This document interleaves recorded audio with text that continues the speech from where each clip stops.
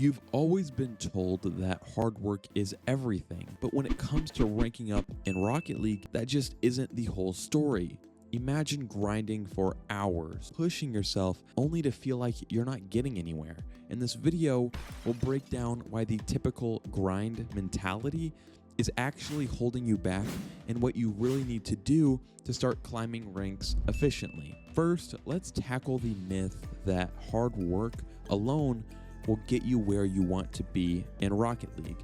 Grinding games endlessly might sound like dedication and hard work, but in reality, it's not an efficient way to improve.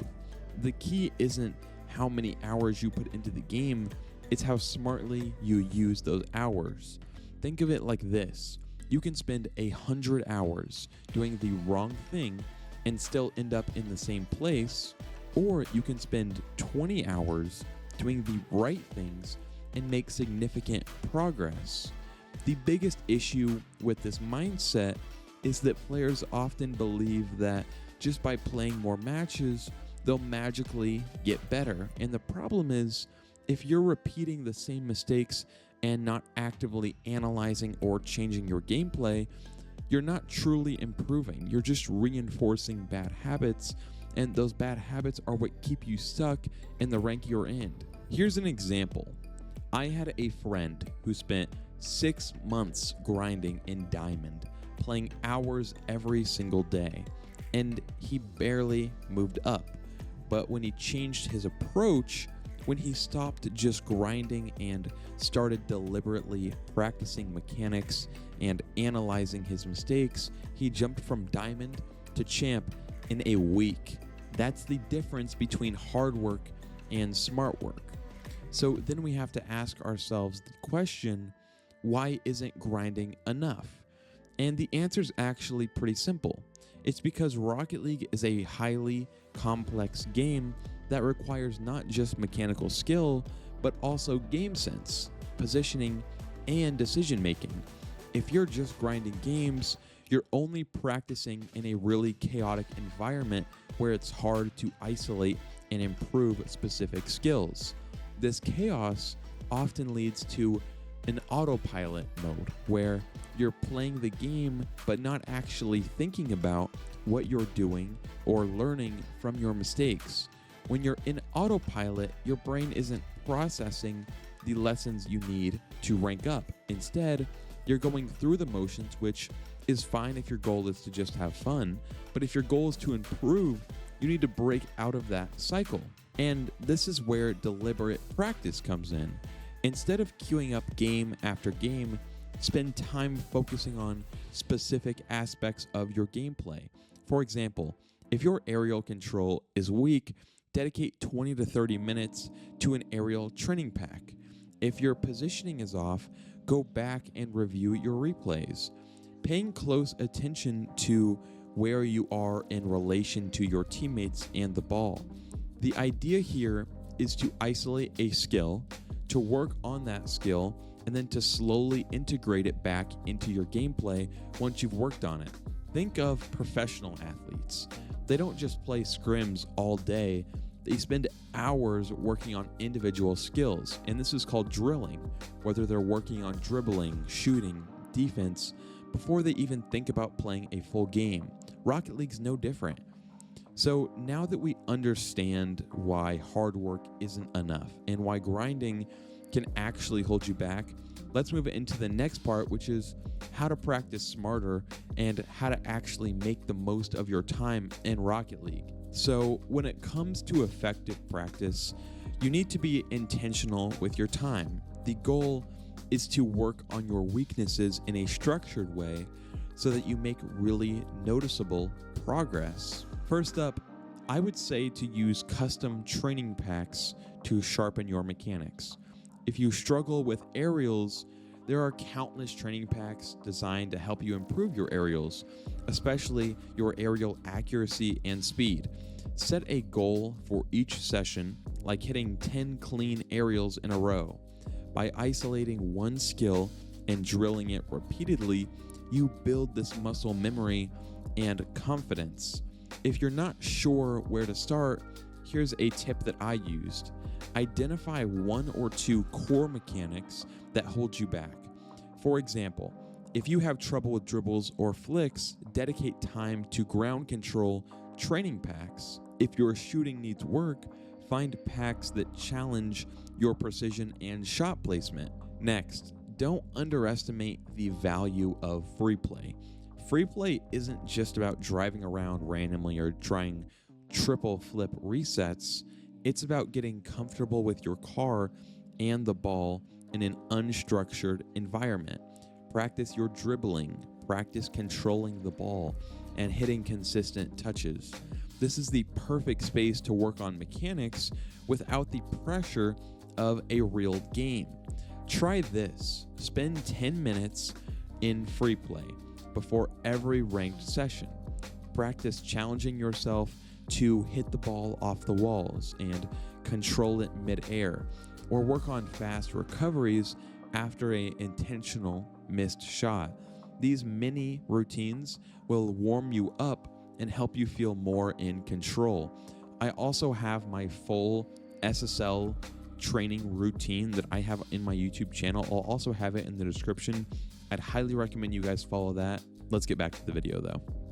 Another area that separates players who improve quickly from those who stay stuck is actually replay analysis. And most people hate watching their own replays. I was the same way. But here's the thing. If you don't know what you're doing wrong, how can you expect to fix it? Watching your replays forces you to confront your mistakes, but it's also the fastest way to learn. And you might ask yourself the question, what do I even look for in these replays? Because truthfully, unless you have a coach like me, you're really not going to know everything you're doing wrong, especially once you get to the higher ranks. It's 99% of the time going to be rotational or game sense issues. But when you review a replay, don't just focus on the obvious mistakes like missing a save or whiffing a shot, because obviously you know that you missed the save in the moment or you whiffed the shot. What you need to do is look at your positioning, your decision making, and your rotations. I like to ask myself questions like, was I in the right spot to support my teammate? Did I commit when I should have waited? Did I give away possession when I could have kept control? Sometimes the mistakes that hold you back aren't mechanical at all. Actually, that's the way it is 99% of the time. They're about poor decision making or bad positioning. By analyzing your gameplay, you start to see patterns. Maybe you're always out of position after a challenge, or maybe you're too passive when your team is on offense. Once you know your weaknesses, you can start working on them. A huge tip that helped me with analyzing my own replays was actually watching pro-level replays. On top of analyzing your own games, spend time watching higher level players, maybe even pros or players in ranks higher than yours. Pay attention to how they rotate, how they position themselves, and how they control the pace of the game. Watching better players helps you understand what you should be aiming for, and it gives you new strategies to try. Now let's talk about something just as important as mechanics, your mentality. It's easy to get tilted when things don't go your way, but playing while frustrated or emotional is a recipe for disaster. Your decision making goes out the window and you start making mistakes you wouldn't normally make just because you're tilted. We've all been there. You lose a few games, you start getting really frustrated, and suddenly you're on a losing streak. The best players know when to step back and reset. If you lose 2 or 3 games in a row, in my opinion, you should just take a break. It doesn't have to be an insane break. You could even just go into free play, just hit the ball around for a little bit, or even walk away from your setup for a few minutes. The point is to break the cycle and try to come back with a clear head. Another mental trap players fall into is obsessing over their rank, constantly checking your MMR or stressing about losing points puts unnecessary pressure on you. Instead, focus on the process of getting better. If you're improving your gameplay, the rank will come as a byproduct. It's not really about how quickly you climb, It's about making consistent progress over time. One strategy I recommend is setting performance goals instead of rank goals. For example, aim to make fewer double commits with your teammates or focus on getting more controlled touches each game. These are things you can actively work on and measure, unlike your rank, which can fluctuate based on many factors like your teammates, how you're playing that day, a bunch of random things. Now let's talk about game sense and adaptability.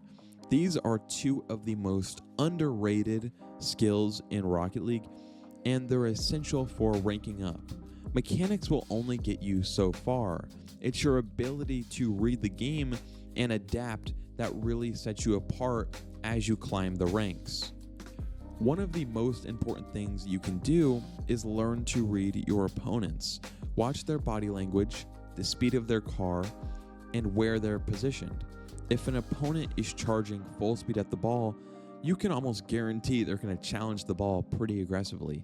Use that information to decide if you should bait them out or if you should take a safer challenge or touch. Pro players are pretty much masters at reading the field. They anticipate where the ball is going and position themselves to intercept or make a play before their opponents even realize what's happening. As you practice this, you'll notice how much easier it is to control the flow of the game. Another key part of the game is game sense. And another key part of game sense is predicting where the ball is going. This comes with experience, but there are ways to speed up the learning process. Spend time in free play practicing reading bounces off the walls and the ceiling. The more familiar you are with how the ball moves, the better you'll be at predicting where it will end up. A really practical tip here is in matches, try to think one step ahead. Ask yourself, if my teammate wins this challenge, where is the ball likely to go? Or if my opponent clears this ball, how can I position myself to either intercept or be ready for the next play? Developing this awareness does take quite a bit of time, but it's a complete game changer for higher level play. Adapting to the flow of the game is crucial. When you're playing with random teammates in solo queue, not every game is going to be played out the same way, and not every teammate will have the same playstyle. The best players are the ones who can quickly figure out what their teammates are doing and adjust their own style to complement it. Let's say you have a teammate who's super aggressive. Instead of also pushing forward and risking double commits, adapt by playing more defensively and being ready for passes or clears. On the flip side, if your teammate is too passive, you're probably going to need to be the one to take charge and be the aggressive teammate. This adaptability is key because it keeps your team's rotation smooth and makes you a more reliable player. It's not about playing one specific way, it's about being versatile and filling the gaps where needed. Adaptability also applies to reading your opponent's patterns. If you notice an opponent always clears the ball down the same side or always overcommits on challenges, you can use that to your advantage by just adjusting your play to counter their habits and force them into really uncomfortable situations. A great way to practice this is by paying attention to your replays and analyzing your opponent's tendencies. The more you learn to recognize patterns, the easier it will be to exploit them in real time during matches. One last point here, building confidence is about creating consistent habits. If you're constantly changing your settings, car, or even approach to the game, you're not giving yourself a stable foundation to improve upon. Pick a car, set up a comfortable control scheme, and stick with it. Consistency breeds confidence, and confidence allows you to play your best. A huge tip that completely changed the way I play is to celebrate small wins. Improvement in Rocket League is often gradual because of how large the skill gap is, and it's super easy to get discouraged if you're only focused on the big picture. Take note of the things you're doing better, like hitting cleaner shots or making smarter rotations, and give yourself credit. These small victories will add up over time, and they'll honestly keep you pretty motivated. So there you have it, why hard work alone won't rank you up and what you need to focus on instead. And as you learned, it's not just about grinding more games. It's about being intentional with your practice, improving your game sense, and staying mentally strong. If you apply these strategies, I can personally guarantee you'll see progress faster than you ever thought possible. If you found this video helpful, make sure to hit that like button, subscribe for more Rocket League tips, and drop a comment with your biggest takeaway. And if you're looking for more ways to improve, check out my Discord server. I offer coaching over there, and honestly, it's the best way to connect with me directly. You could try emailing me, and if you join my Discord, you can actually be a part of my community over there and find really good players to improve with. Thanks for watching. I'll see you on the next one.